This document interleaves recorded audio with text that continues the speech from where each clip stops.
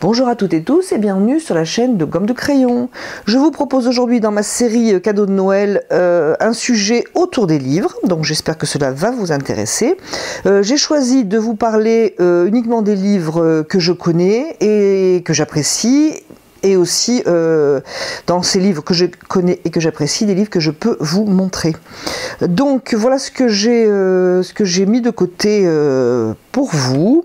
Alors, écoutez, je vais commencer par celui qui est sur la pile, tout simplement. Alors pour ceux qui veulent et qui ont envie de faire des dessins d'illustration, donc j'ai ce livre à vous proposer, écrire et illustrer des livres pour enfants. Donc les dessins sont tout à fait amusants et agréables. Alors même si on ne veut pas publier, écrire un livre pour enfants, mais simplement faire de l'illustration, il y a de très bons sujets. Vraiment, c'est un livre, moi, que j'ai acheté, je sais plus, il n'y a pas si longtemps que ça, mais que j'apprécie beaucoup, pour tout un tas de raisons. Alors, je sais pas, j'espère que ça sera bien cadré. Alors, le livre animé, donc, moi, ça m'intéresse moins, par contre, mais vous avez de très belles illustrations. Alors, quelqu'un qui voudrait vraiment écrire un livre pour enfants, je sais qu'il y a des gens qui sont tentés par ça, vous pouvez tout simplement suivre les chapitres, c'est très bien fait. De la conception, projet à la création, le récit, il y a le côté aussi, le côté écriture, donc qui est très bien, et technique d'illustration, etc. Après, je vous prends un sujet au hasard, donc le chapitre sur les proportions, bien proportionner les personnages. Alors là, on est bien sûr dans le côté illustration, mais c'est quand même très bien fait. Alors l'expression, alors je vous montre cette espèce de poule tout à fait sympathique et tout à fait crédible. D'ailleurs, en parlant de poule, en voilà une autre qui est aussi très amusante. Donc c'est un livre qui est bien fait, qui explique bien le processus et qui a de très belles illustrations à nous montrer. Donc voilà, et il est édité aux éditions Erol. Moi, quand je vois un livre édité par les éditions Erol, je dois vous avouer que je suis assez confiante. Voilà pour celui-là. Dans l'illustration, j'en ai un autre à vous proposer, mais qui n'est uniquement en occasion, si jamais vous tombez dessus. Pour les illustrations, je trouve qu'il est bien fait. Alors j'ai regardé d'autres livres de cet auteur, je vous dirais honnêtement que j'étais moins séduite. Par contre, pour ce livre, il est vraiment très bien. J'aime beaucoup les illustrations. Voilà, une maison là tout à fait bien amusante. C'est à l'aquarelle et aussi éventuellement à la gouache. Alors pour ceux qui ne voudraient pas dessiner, il y a les dessins à la fin. Voilà, moi personnellement quelque chose qui me tente moins d'avoir les dessins, mais bon, ça peut être utile. Voilà, de très belles illustrations avec son processus créatif, par exemple pour cette maison ou pour cette petite souris qui lit. Donc voilà, un très bon livre si vous tombez dessus. Aux éditions de Saxe. Pareil, pour moi c'est une maison d'édition de confiance en ce qui concerne les livres d'art ou créatifs, malheureusement donc uniquement en occasion. Alors toujours dans les illustrations, avant de rentrer dans l'aquarelle, alors j'ai ce livre de cartoon parce que je sais pas, je vous en ai peut-être dit un mot ou deux, je suis en train de m'essayer un petit peu à l'animation. Donc c'est un livre qui décompose le mouvement des personnages humains ou animaliers. Il est très bien fait, c'est un livre très connu. Il reprend les principes, les 12 principes de l'animation, pour ceux qui s'y connaissent un petit peu. Mais si vous voulez simplement faire des illustrations ou dessiner des petits personnages, eh bien écoutez, vous avez tout un tas de propositions de personnages dans le mouvement. Donc c'est un livre, vraiment c'est un excellent livre, extrêmement connu, mais qui mérite tout à fait sa réputation. Donc c'est écrit par Preston Blair, qui est américain si je ne me trompe pas, toujours aux éditions Erol, et le titre cartoon, ou l'animation sans peine, très bon ouvrage. Alors je vais rentrer un petit peu dans le domaine de... écoutez, avant de rentrer dans l'aquarelle, quand même je ne peux pas ne pas vous parler de mon livre, après tout, n'est-ce pas? J'aime bien avoir un petit peu de réserve sur ce que je fais, mais bon là vraiment quand même, vous parler de livres et ne pas vous parler du mien, voilà, je trouve que ça serait un petit peu peut-être exagéré. Donc il s'agit d'un livre dont je vais vous donner le titre et puis vous expliquer la petite histoire au sujet du titre. donc écrit par moi-même, l'acrylique de l'abstrait vers le figuratif. Alors pourquoi je voulais vous parler du titre? Je ne sais pas si vous le savez, mais si vous ne savez pas, je vais vous le dire. Les titres sont rarement choisis par les auteurs. Alors c'est un titre qui personnellement ne me parlait pas vraiment. Alors c'est vrai qu'il y a une difficulté, c'est que le titre, il faut qu'il rentre dans le... sur la page de couverture, bien entendu, hein, on ne va pas faire un titre de 10 pages, mais je trouve qu'il ne représente pas vraiment le sujet de mon livre, étant donné que le propos, moi, est vraiment axé sur la composition. Bien plus que d'abstraction, bien plus que de figuratif, je parle dans ce livre de composition. Une technique, si vous voulez, un fil de pensée pour composer vos créations d'une manière un petit peu plus naturelle. Alors je parle brièvement, hein, de composition classique, hein, que tout le monde connaît un petit peu, la règle de 10 tiers, la loi du nombre d'heures, etc. Mais c'est surtout au fil des créations, composer ces œuvres d'une manière plus naturelle. Voilà, mais évidemment, donc je trouve que le titre ne rend pas clair cette idée. Donc vous avez plusieurs peintures que je vous propose en pas à pas, avec toujours une notion de pourquoi je fais ceci ou pourquoi je ne le fais pas, par exemple. Voilà, une notion sur les lignes, etc. Donc vous avez des sujets tout à fait abstraits. Voilà, par exemple celui-ci. L'original d'ailleurs est un petit peu plus, le rouge est un petit peu moins sourd, un petit peu moins bleu. Ceci pour la petite histoire. Et vous avez un sujet par exemple ici tout à fait figuratif sur un champ de lavande et j'explique dedans pourquoi donc j'ai choisi ce sujet. Voilà, toujours pareil. J'explique pour peindre par exemple les lavandes, les pieds de lavande, notion de couleur, notion un petit peu du geste aussi, mais toujours dans une idée de composition. Et un portrait, donc, et toujours pareil. Je ne sais pas ce que ça va rendre à l'image. J'ai l'impression qu'il ne ressort pas dans les bonnes couleurs. Avec le modèle donc au crayon, bien sûr que j'ai dessiné moi-même, qui me sert de base. Et toujours donc le fil de pensée de la composition d'une manière un petit peu naturelle. Donc ce livre, donc, qui s'appelle L'acrylique de l'abstrait vers le figuratif, est édité aux éditions Ulysse. Alors, donc je voudrais vous parler d'aquarelle, et ensuite je finirai sur un livre, par un livre sur la couleur. Alors je voudrais vous parler d'aquarelle, je vais commencer par le classique. J'ai ce livre que j'apprécie beaucoup, Fleurs à l'aquarelle de A à Z, d'Adelaine Fletcher, il est aux éditions Fleurus. Alors cette version... n'est plus édité, mais vous avez une nouvelle version, la couverture est différente. Je pense que je vous mettrai le lien de la nouvelle édition, ou peut-être les deux. Enfin, en tout cas, sachez que si vous vouliez vous procurer ce livre, la couverture n'est plus la même. Alors moi, j'aime beaucoup ce livre sur les fleurs. Je ne suis pas une passionnée de peinture de fleurs. Je tombe, voilà, par exemple, sur le camélia. C'est vraiment très très bien fait. On vous donne les couleurs que l'auteur... préconise, hein, je ne dis pas que c'est les bonnes couleurs, et elle vous montre comment peindre le camélia. Alors c'est pas un pas à pas, vous allez peindre du début à la fin le camélia, hein, puisque chaque page présente une fleur, alors avec le côté gauche qui vous donne un petit peu de blabla sur la plante, et les couleurs, et la réalisation à droite. En bas, par exemple de la clématite, vous avez un détail pour composer la fleur, notamment pétales de fleurs. Donc je vais retourner à mon camélia. Donc des couleurs qui peuvent vous orienter. La réalisation qu'elle appelle détail technique pour réserver les traits blancs de cette plante, et elle vous montre donc avec image et texte comment réaliser, si vous voulez, le détail des pétales. Et ici vous avez un petit encart par exemple pour avec une explication sur le vert de la feuille du camélia.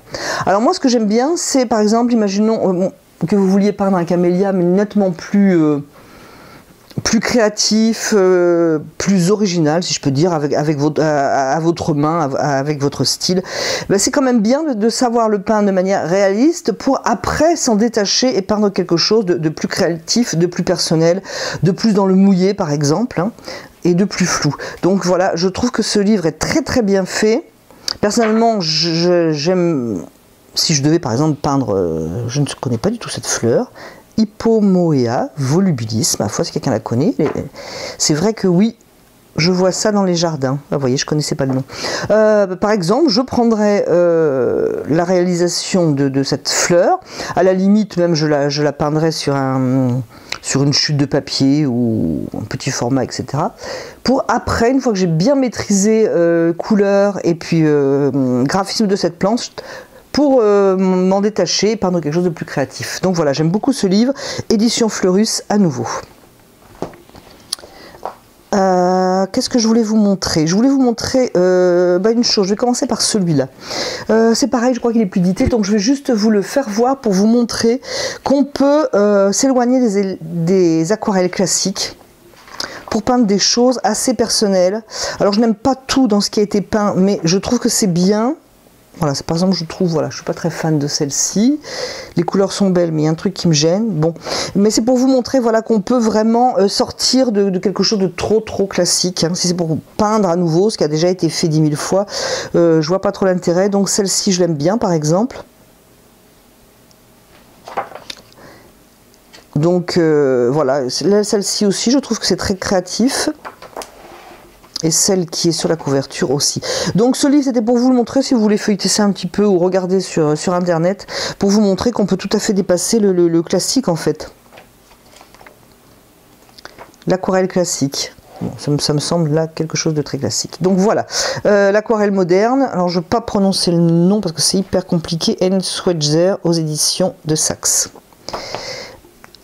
Et toujours dans l'idée de sortir un petit peu du très classique.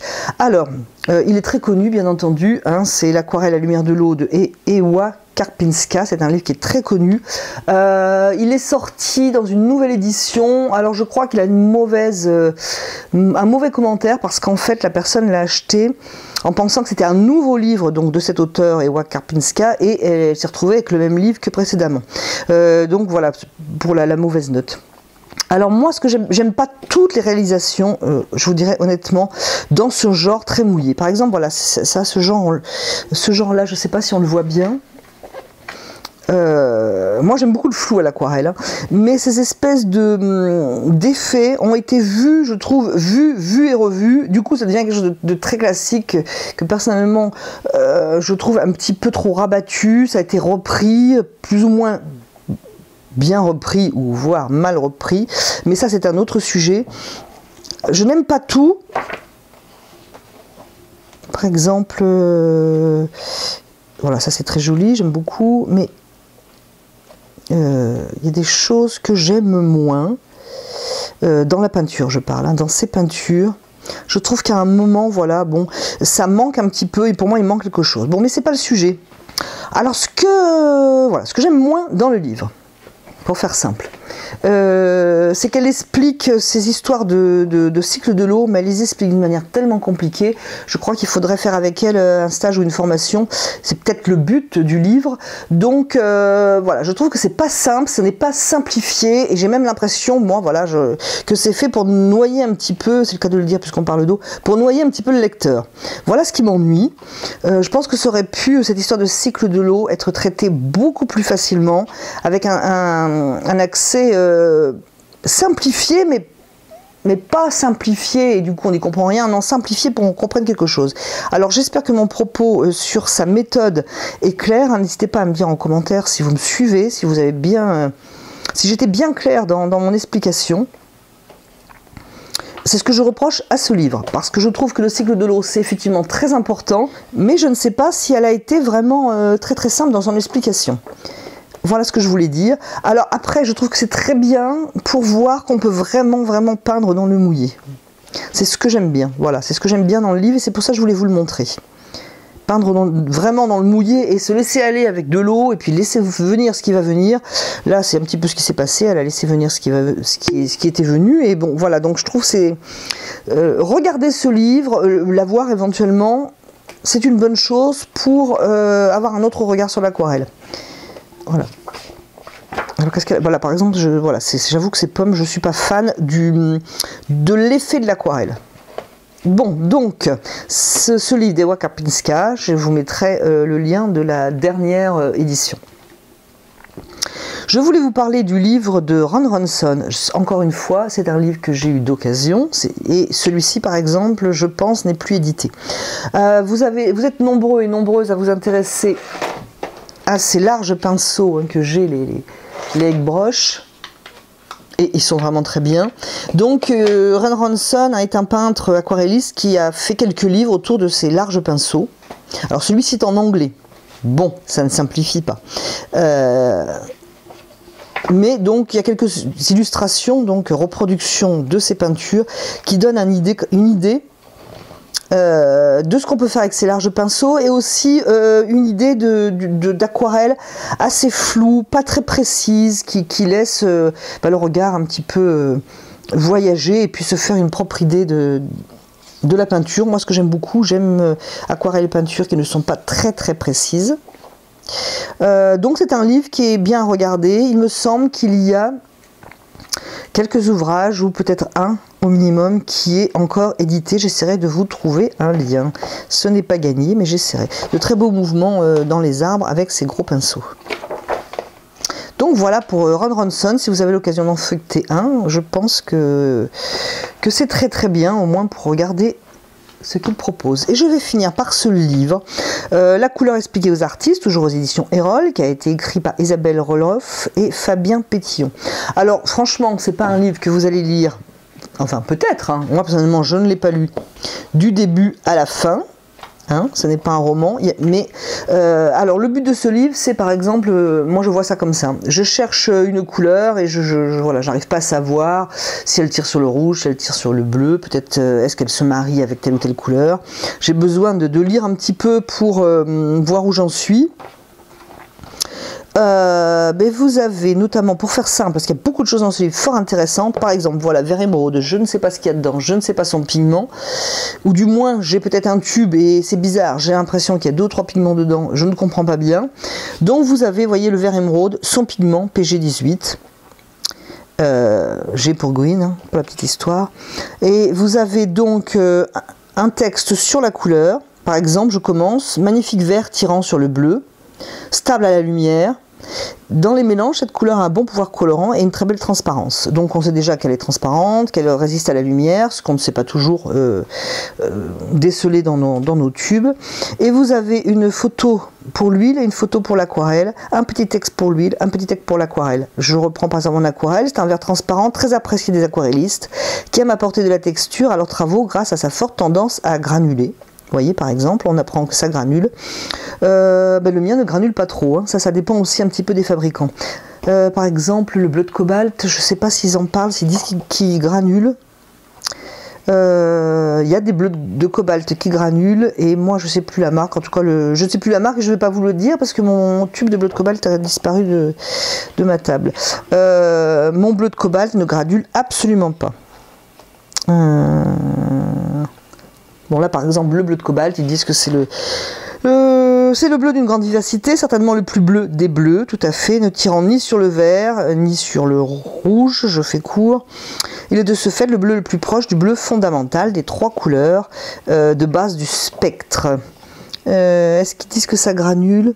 Voilà, en aquarelle, cette couleur permet de très beaux effets car elle a tendance à légèrement granuler. Voilà, le mien ne granule pas, pour la petite histoire. Donc vous avez par exemple tous les bleus, bleu céruléum, bleu de Prusse. Vous voyez par exemple bleu de Prusse, PB27. Le bleu de Prusse, c'est un bleu verdâtre très foncé. Donc voilà, toutes les couleurs. Vous avez aussi quelques aquarelles. Un principe par exemple... principe du gras sur maigre, donc tout ça pour vous dire qu'en fait ce livre ne parle pas que de couleurs, il y a aussi d'autres sujets. Par exemple les huiles cicatives, les 4 huiles utilisées en peinture à l'huile, voilà, ça peut intéresser toute personne qui peint et qui veut un petit peu approfondir le sujet de la couleur, et aussi donc peintre à l'huile et peintre aquarelliste. Et donc en début de livre, vous avez aussi l'origine de la peinture, enfin les composants, cinabre, le vermillon, la malachite, l'azurite. Enfin bon, vraiment, c'est un livre très très intéressant que je ne peux que vous conseiller si le sujet de la couleur vous intéresse. Bien écoutez, voilà mon petit tour d'horizon autour des livres. J'espère que le sujet vous aurait intéressé. J'espère que peut-être ça vous donnera des idées si vous êtes en manque d'idées cadeaux pour une personne de votre entourage. Et puis je vous remercie d'avoir regardé et écouté cette vidéo. Et je vous dis à bientôt sur la chaîne de Gomme de Crayon.